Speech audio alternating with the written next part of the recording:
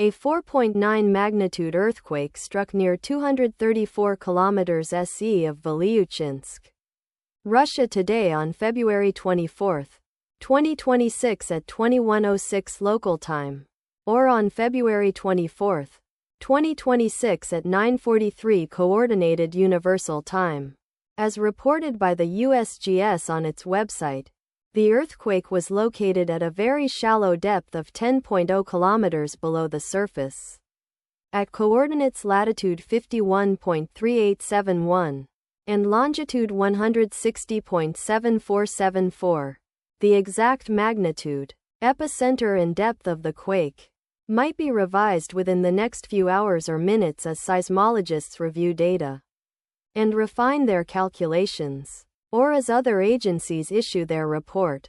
The recommended course of action is to be vigilant for possible aftershocks that may occur.